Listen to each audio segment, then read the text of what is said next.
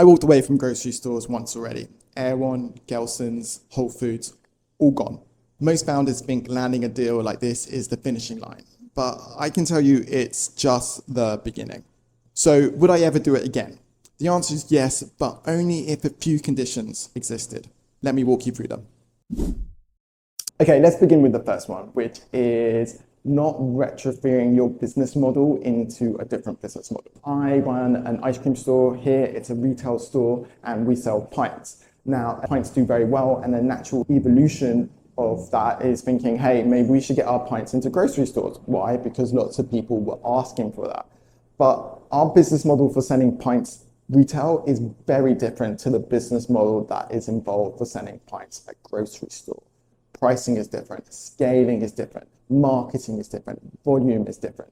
The economics all change, and we basically were trying to stuff a square shape into a round hole, and it just didn't work. Let me give you an example. So here we sell pints for $16.95, which is we can do because we're selling directly to the consumer. We get all of the revenue of that $16.95 minus our costs. Super simple model. But with grocery, it's very different. You just go to a grocery store and have a look in the freezer aisles. Look at the pricing, see what there is. There aren't really that many ice creams that are $16.95. If you want to be competitive in that market, you got to be around that $6, $7 mark for a premium ice cream. You know, Ben & Jerry's and Haagen-Dazs, you go to places, they're selling for $4.95, $5, and when they're on offer, it can be even less. That is the mass market.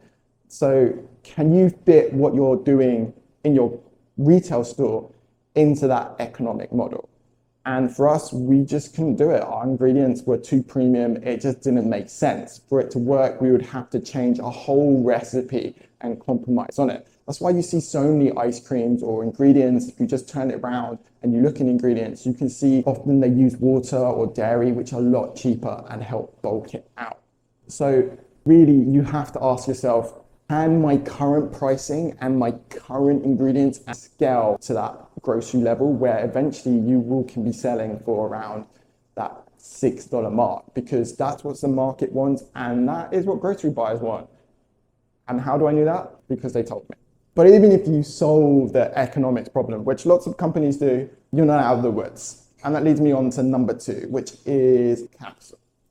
So grocery is a whole different game. You have to really think about your capital structure and how you're going into it.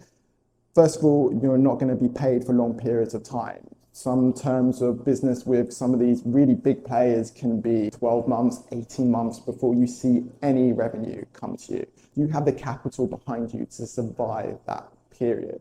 On top of that, you have to think about marketing. When we spoke to Whole Foods, one of the things they really wanted to push us on was marketing. The same was for Gelson's as well. How much are you as a brand willing to put into this to let customers know that they exist in Whole Foods and other grocery stores?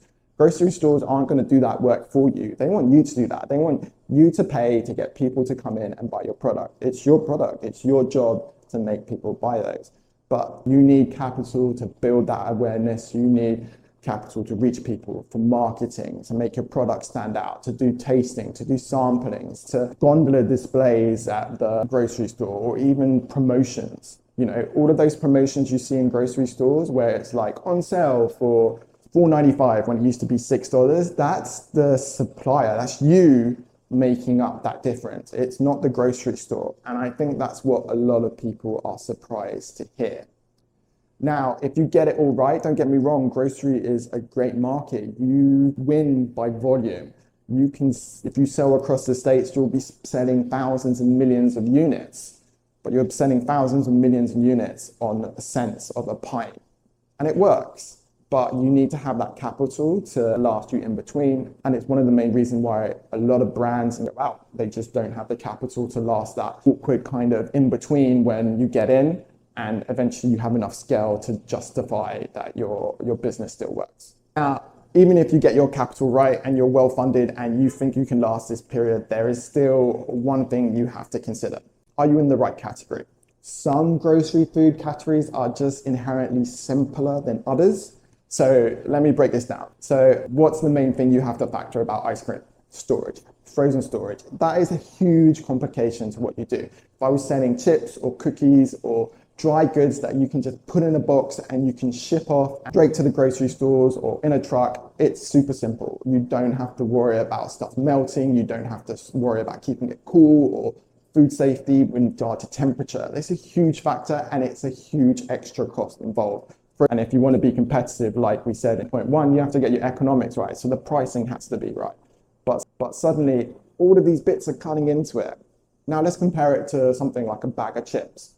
Bag of chips, I make the bag of chips, I can bag them, I can box them, I can literally ship them by UPS or FedEx or some kind of transporter, not frozen, don't have to worry about anything like that, and it goes straight to the store. I can do it through a distributor loves it, it's simple for them. Frozen is the most hardened, then chilled, and the easiest, in my personal opinion, is dry goods. That's why I think dry goods are just so much easier to do. So if I ever built anything again for grocery stores, I would focus on a dry good. Something that I could easily ship, box, and don't have to worry about temperature.